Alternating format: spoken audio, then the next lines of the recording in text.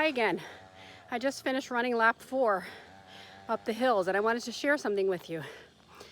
Because remember, on the first time up, I said I ran to this driveway. So I'm going to show you where that is. That driveway right down there where the rocks are. Now, it may not seem like I'm standing that far away from it, but on my fourth time, obviously, everything's a little bit harder. Maybe my legs are a lot warmer, but having done this 3 times before, everything's a little bit more tired, right? My second time up the hill, I made it to this telephone pole.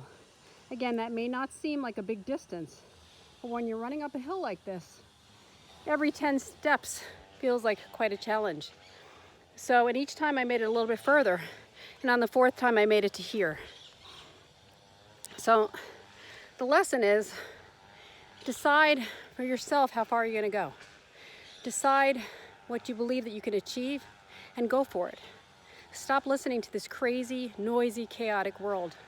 One of the things I've most loved about Costa Rica is the silence, the quiet, and this type of quiet speaks so loudly. It's just taught me lessons that I had forgotten, living in the chaos of the everyday world that we all mostly live in.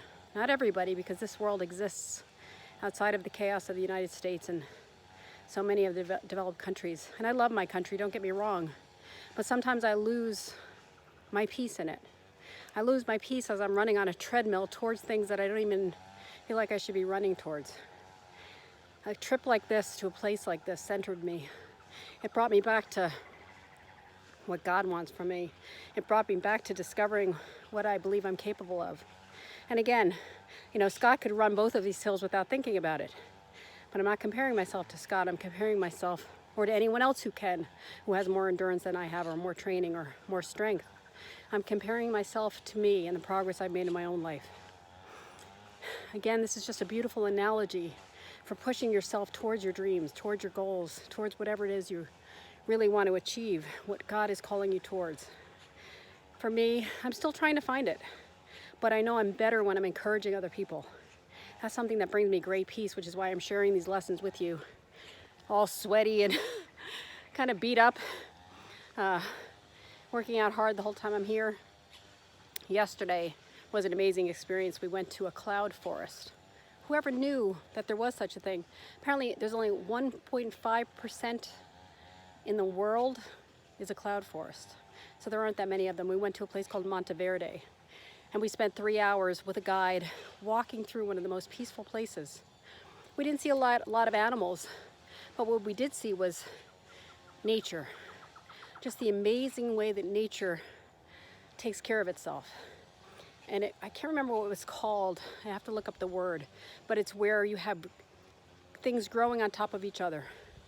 You know, and so you saw layers and layers of growth.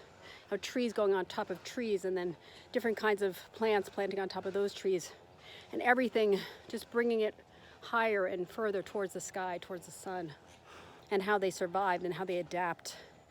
We learned about a tree that puts a strangler hold, and over many years it strangles out the other tree beneath it.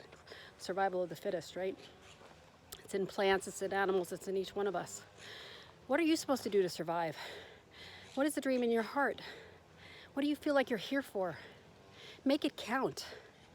Like I said, a trip like this brought me back to life. It gave me a new lease on life. It reminded me of my strength. It reminded me of real beauty. Look at this landscape. I mean, I'm just, to me, it's awe-inspiring. Find that peace inside of you. Find a place in your life where you can go and restore yourself. We all get so caught up in the stress of everyday life, the chaos of the world. The world is really a beautiful, beautiful place filled with beautiful people. I think the news and the anger and divisiveness that we're seeing in the world right now takes us away from what we really know in our hearts to be true. The world is a wonderful place filled with beautiful people who are just like you and me, who are trying to do their best to help other people, to bring their dreams to life, to serve God, to be better. Find what you're passionate about. Don't let anyone take it from you. Don't not try to pursue it. But remember these moments of peace. Don't look at it as a destination. I've done that for too many years of my own life. Find these holy moments, these moments like this one, where you're standing on top of a mountain, feeling accomplished because you were able to push yourself further than you had before, further than you did yesterday. Again, maybe not further than what other people can do. My son can run this multiple times probably without stopping. But this was further for me. And that brings to life, brings a fire back to life inside of me. And I want that for you too. Don't let the fire inside of your heart die. That's the dream that God is calling you to bring to life.